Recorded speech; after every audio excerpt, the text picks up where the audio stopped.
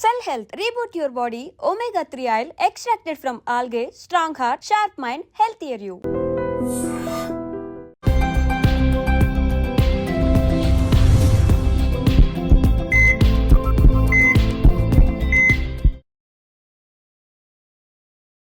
నమస్తే, welcome to healthy conversations with I dream. So ఈరోజు మనం ప్రముఖ న్యూరో సర్జన్ డాక్టర్ రంగనాథం గారితో ఉన్నాము. సో ఈరోజు ఒక మంచి ఇంపార్టెంట్ టాపిక్ గురించి మాట్లాడదాము. నమస్తే సార్. నమస్తే. ఎలా ఉన్నారు sir? Thank you. So recent టైమ్స్లో కొన్ని డిసీజెస్ గురించి రిపీటెడ్గా వింటున్నాం. Aneurysm, AVM and trigeminal neurology. So ఈ మూడు అనేవి ఒక్క మనిషిలో ఉంటే అసలు ఆ మనిషి బ్రతుకుతారా? అసలు సిమ్టమ్స్ ఎలా ఉంటాయి? దాన్ని వర్క్స్ చేసుకోగలుగుతారా? అలాంటిది ఎప్పుడైనా జరిగిందా? ఎవరికైనా వచ్చిందా అన్నట్టు? అలాంటివి ఒక ప్రత్యేక వ్యక్తి భారతదేశంలో ఉన్నాడు. అందరికీ సుపరిచితుడు, బాలీవుడ్ హార్ట్ థ్రాబ్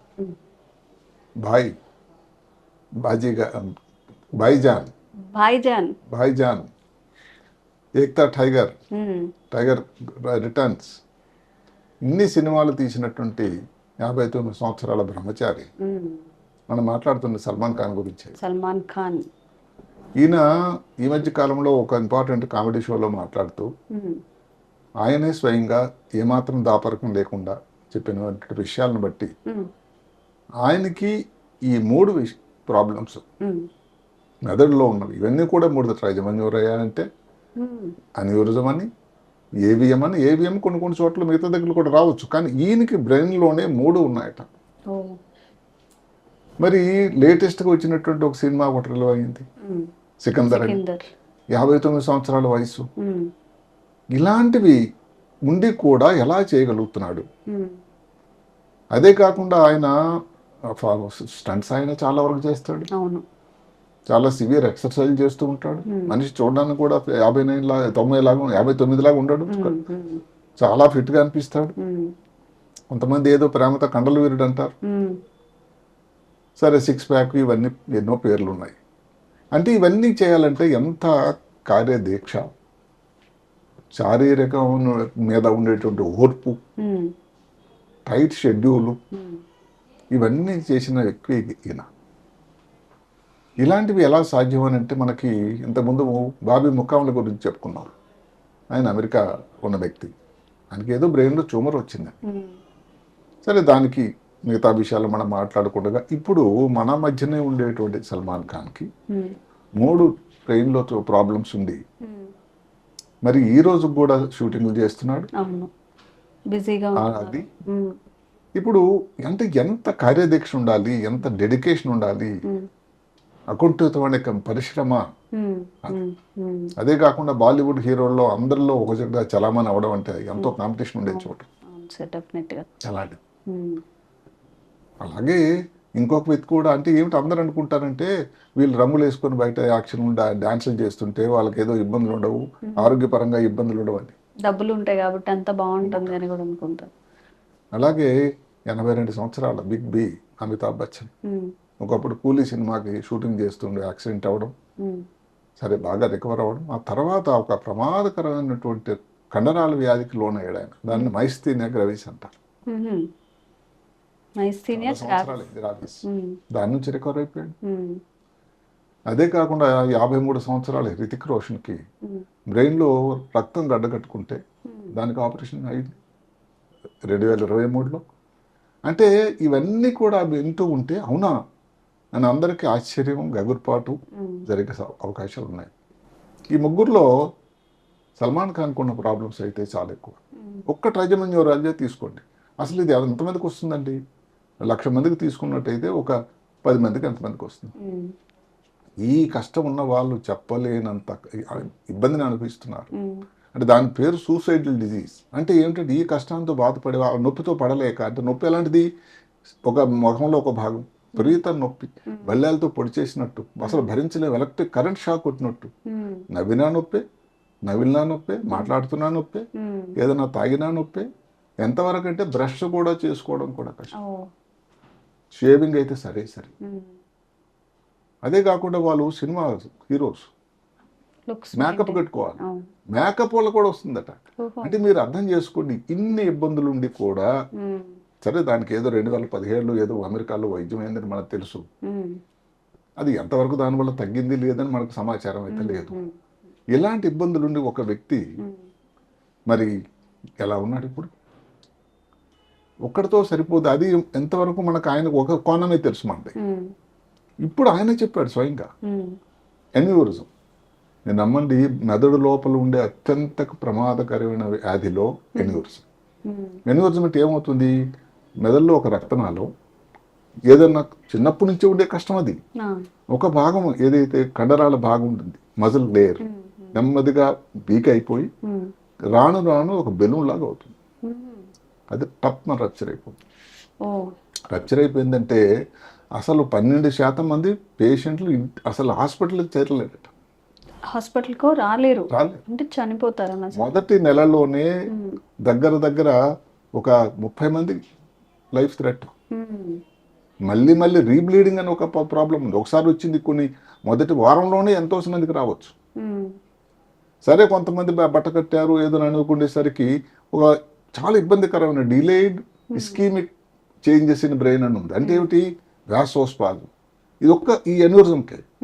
అంటే ఈ రక్తం అలా లోపల చెట్ల వల్ల మెదడు లోపల ఉండే రక్తనాళాలు అన్నీ కూడా సన్నంగా అయిపోతాయి. వ్యాసోస్పాదం దానివల్ల ఇబ్బంది చాలా. అది 4వ రోజు నాడు అంటే తలనొప్పి ఏదో 3వ తారీఖు వచ్చింది అనుకోండి, 7వ తారీఖు నుంచి మొదలవుతుంది. 10వ రోజు అయ్యేసరికి దానికి ఇంకా పీక్ వస్తుంది, 14 రోజులు ఉంటుంది. అంటే ఎంత ప్రమాదకరం. అంటే ఇలాంటి ప్రమాదాలు ఉన్నాయి. రెండైనా మూడోది ఏదైతే ఏవిఎం. ఏవిఎం అంటే ఆర్టీరియో వీనస్ మాల్ఫార్మేషన్. అంటే అందరికీ తెలియాలి ఏమిటంటే ఆర్టరీస్ అంటే ధమనులు, వీన్స్ అంటే సిరలు తెలుగులో. ఆర్టరీస్ నుంచి వెళ్ళే రక్తం మంచి రక్తం, సిరల నుంచి వెళ్ళే రక్తం చెడు రక్తం.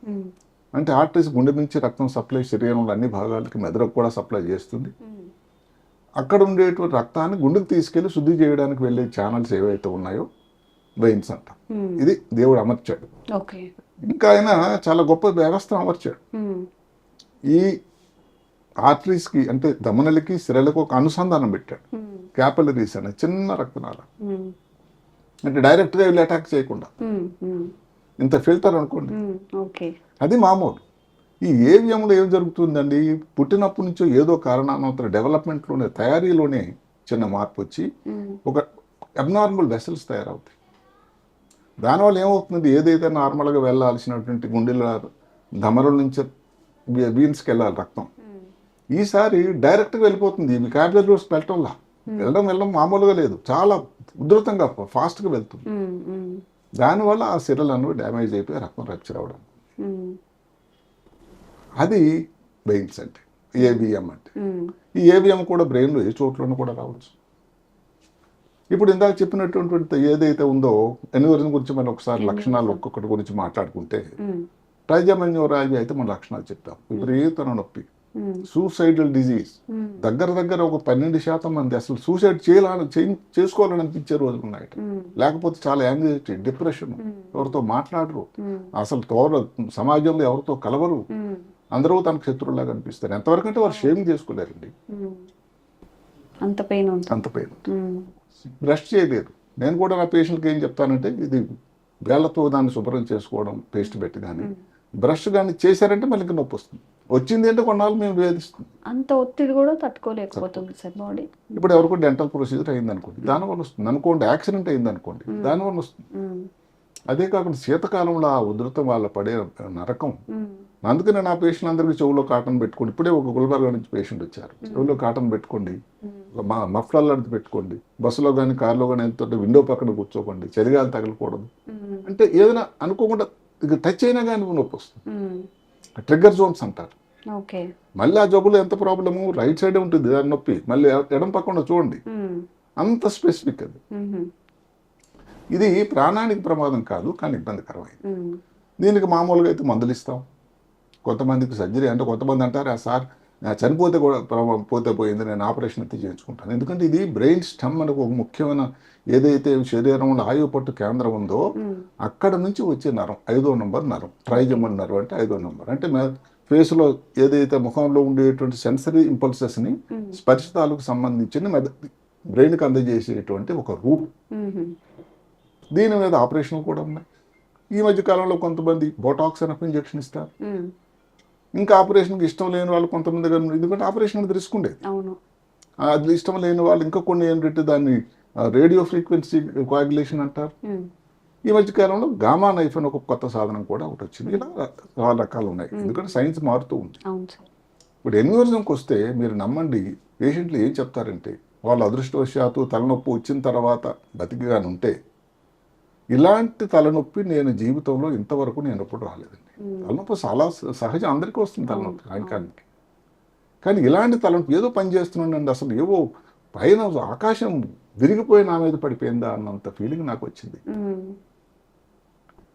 అలాంటి తలనొప్పి, తర్వాత మెడ నొప్పి, వాంతులు, స్పృహ కోల్పోవడం, కొంతమందిలో ఇంకా కాళ్ళు చేయి వీక్ అయిపోవడం. ఈ అన్యూరిజమ్స్లో కూడా ఇది ఎక్కడైనా శరీరంలో మెదడులో ఏ ప్రాంతంలోనే రావచ్చు. మెదడులో అడుగు భాగం బేస్ ఆఫ్ ది బ్రెయిన్ అని ఉంటుంది, అక్కడ వస్తాయండి. ఇప్పుడు సర్కిల్ ఆఫ్ విల్లిస్ అని ఒక ప్రాంతం ఉంటుంది, అన్ని రక్తనాళాలు ఎక్కువగా ఉండే ప్రాంతం, జంక్షన్. ఇందులో 2 రకాలు ఉంటాయి. ఒకటేమిటి రప్చర్డ్, అన్రప్చర్డ్. అంటే కొన్ని అదృష్టవశాత్తు అనుకోకుండా టెస్టులు చేస్తే, ఇప్పుడు సల్మాన్ ఖాన్ టెస్ట్ చేస్తే అలా కనబడినట్టుంది. ఇంకా దానికి వివరాలు మన దగ్గర లేవు, ఎందుకంటే రప్చర్ అయితే దానికి వైద్యం చేయాల్సి ఉంటుంది. ఏదైతే రప్చర్ కాకుండా స్మూత్గా ఉండే వాటిని మనం అబ్జర్వ్ చేస్తూ ఉండాలి. రప్చర్ వచ్చినట్టు దానికి మళ్ళీ సర్జరీ, దాన్ని క్లిప్పింగ్ అని చేసేవాళ్ళం ఒక కాలంలో. అయితే చాలా ప్రమాదం సర్జరీ, అసలు మెదడులో చేసే అన్ని ఆపరేషన్లో కంటే ప్రమాదం, క్లిష్టమైన ఆపరేషన్. రెండోది ఈ మధ్య కాలంలో ఎండోవాస్కులర్, దానికి ఏది కాయిల్స్ అని, అంటే ఏదో గజ్జల నుంచి ఒక క్యాథెటర్ పంపించి గుండె కోసం ఎలాగైతే స్టంట్ వేస్తారో అలాగే బ్రెయిన్లో కూడా ఒక పద్ధతి వచ్చింది ఇప్పుడు. దానివల్ల కొంత సేఫ్టీ అయితే ఉంది. సో అది ఎన్యూరిజం తాలూకా రిస్క్. ఇప్పుడు మిగిలింది ఏవిఎం, అంటే ఆర్టీరో వెనస్ మాల్ఫార్మేషన్. అదృష్టవశాత్తు ఏవిఎంస్ అన్నది దగ్గర ఒక 2 లక్షల మంది భారతీయులకు వస్తున్నాయట. ఏవిఎం అనేది లక్షలో ఒక్కరికే, అంటే కొంచెం తక్కువ శాతం. ఈ రక్తనాళాలు 2 కలిసి ఉండడం, అది కూడా కొంతమందికి అబ్జర్వ్. ఎలాగొస్తుంది ఇది? సడన్గా తలనొప్పి రావడం, ఫిట్స్ లాగా రావడం, కాలు చేయి వీక్ అవడం, వాంతులు, చికాగవడం, కండరాలు వీకు, ఇలాంటి ఇబ్బందులు కానీ, ఏదైనా జ్ఞాపక శక్తి కానీ తేడా రావడం, పనితనం లోపించడం, ఇలాంటివి రావచ్చు. ఏ చోట్లో వచ్చింది ఏవిఎం అన్న దాన్ని బట్టి.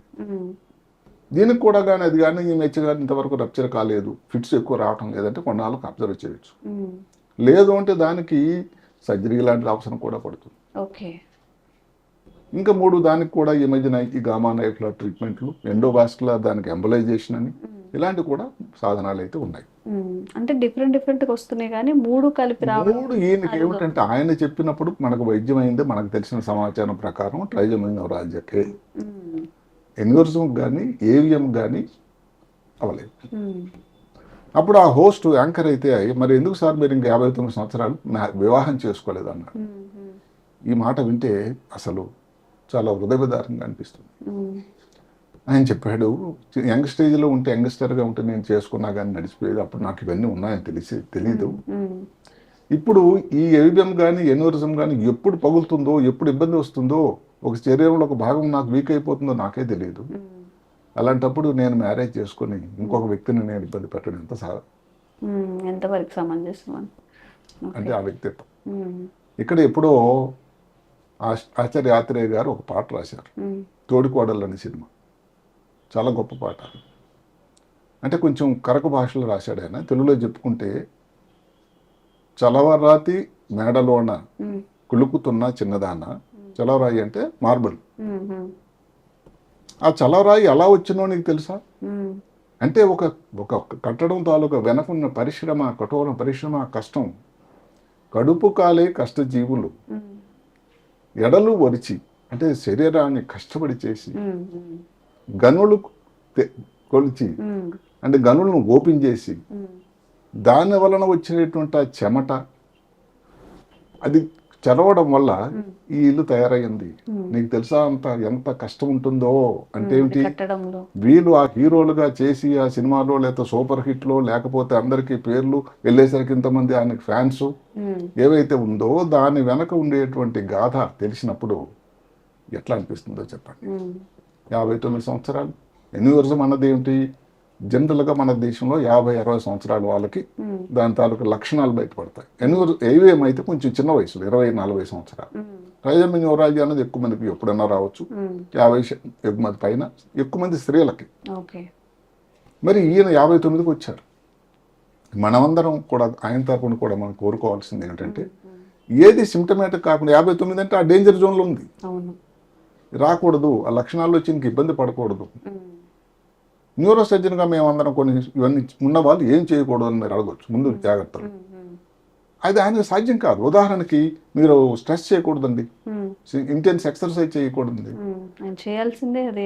అతను కానీ అలా షేప్లో లేకపోతే ఏ ప్రొడ్యూసర్ డైరెక్ట్ ఈయన తీసుకుంటాడు. అదే కాకుండా మనీ ఒకటే ప్రాతిపదిక కాదు. 22 సంవత్సరం అంటే 37 సంవత్సరాల నుంచి ఆయన హీరోగా వెలుగుతున్నాడు. అది ఒక అలవాటు అయిపోయింది. అది అందుకు మనీ ఒక్కటే అనే కాకుండా ఇంకా సర్క్యులేషన్ ఉండాలి ఆ వ్యక్తి. సోకాల్డ్ 6 ప్యాక్ అవన్నీ చేయడానికి ఎంత ఎక్సర్సైజ్. అదే కాకుండా బీపీ పెరిగేటువంటి ఎక్సర్సైజ్ చేయకూడదు అంటాం, అంటే వెయిట్ లిఫ్టింగ్ లేకపోతే కార్డియో స్ట్రగులింగ్ చేసేవి.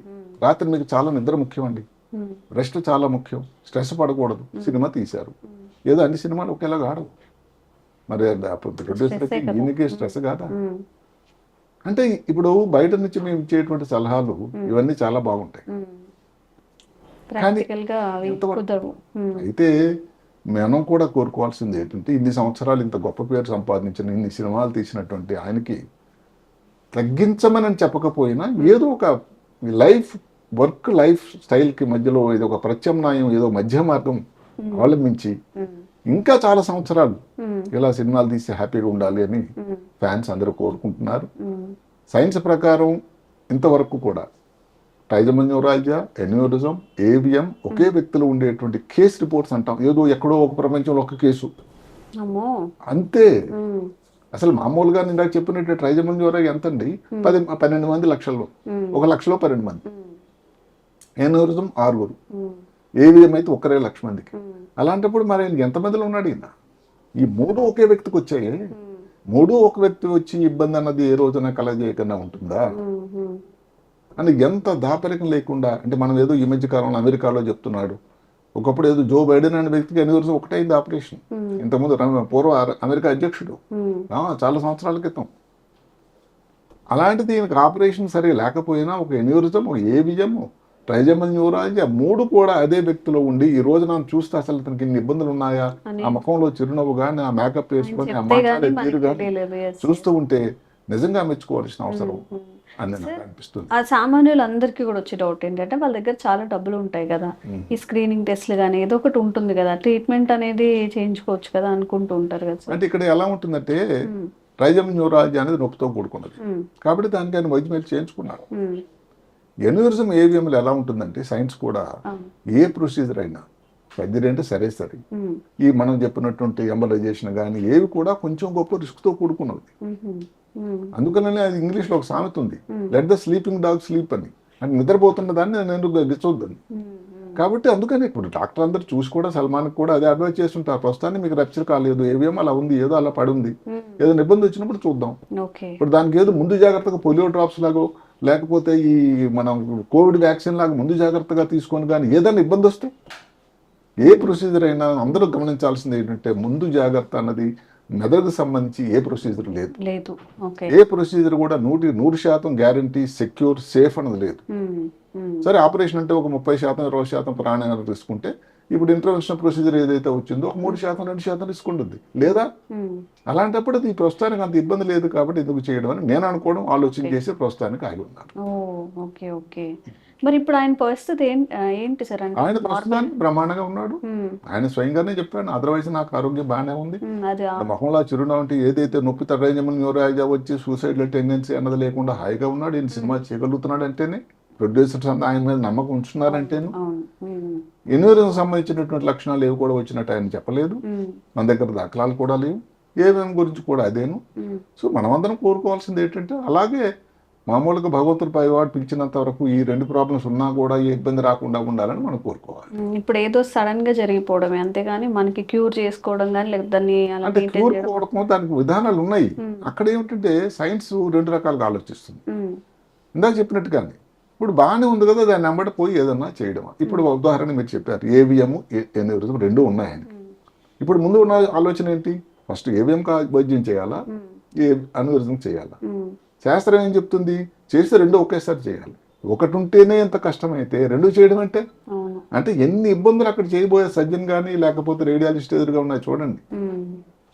అదే కాకుండా ఇప్పుడు ఏదన్నా కానీ ఏబిఎం కానీ ఎన్నోరం చేయాలంటే అది ఒక పెద్ద టీం వర్క్. దానికి ఒక మంచి న్యూరో సర్జను, లేకపోతే న్యూరో రేడియాలజిస్ట్ అని ఉంటాడు, లేకపోతే న్యూరో అనస్థెటిస్ట్, మత్తిచ్చే డాక్టరు, ఒక పెద్ద వ్యవస్థ కావాలి దానికి అన్నిటికీ.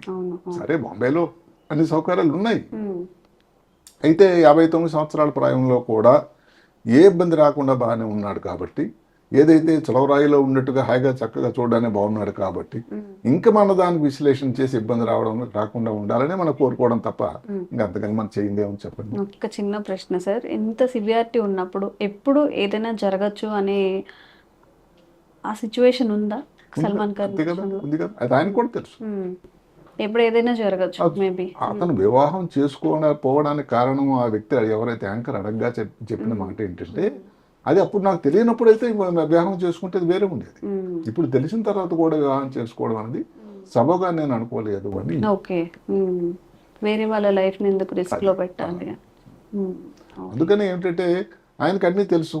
ప్రస్తుతానికి ఇప్పుడు ఆ స్కెడ్యూల్ అవన్నీ కూడా ఆయన ఎంతవరకు తగ్గించగలడు అన్నది ఆయనకి మనం సలహా ఇచ్చేటోళ్ళం అయితే కాదు. కానీ సైన్స్ అన్నది ఒకటి, ఆ వ్యక్తి అవన్నీ కూడా చేస్తూ కూడా అలా ఉండగలిగాడు అని మనం అనుకుందాం. సో ఇంకా కొన్ని సంవత్సరాలు హాయిగా అనుకోండి, ఇంకా ఎంతమందికి వినోదం కల్పించి బాలీవుడ్ టాప్ హీరోగా ఉండాలని మనం కోరుకుంటాం. Okay okay, thank you sir. నమస్తే. Sir, one life lesson what medicine has taught you. Whatever you can do without expecting. But I really believe మన పాజిటివ్ యాటిట్యూడ్ ఉంటేనే మనం ఏదైనా సాధించగలం. గట్ ని మనం కరెక్ట్ గా డీల్ చేసినట్లయితే అది మనకి పాజిటివ్ హార్మోన్స్ ని రిలీజ్ చేస్తుంది. షుగర్ వచ్చిన వాళ్ళ పరిస్థితి ఏంటి? పొట్ట దగ్గర పెరిగితే దాన్ని ఆండ్రాయిడ్ అంటారు, ఆండ్రాయిడ్ ఫోన్ కదా. అసలు థాట్స్ ఎందుకు వస్తాయి? బ్రెయిన్ డెడ్ అంటే దానికి ప్రపంచం అంతా కూడా కొన్ని నిర్దిష్టమైనటువంటి లక్షణాలు ఉన్నాయి. మానసికంగా ధైర్యంగా ఉంటే క్యాన్సర్ జయించవచ్చు. You are a doctor for a cause sir, అంతే. వాళ్ళకి వచ్చిన ఆదాయం కాకుండా ఫ్రీ సర్వీస్ ఎంతమందికో చేస్తుంది.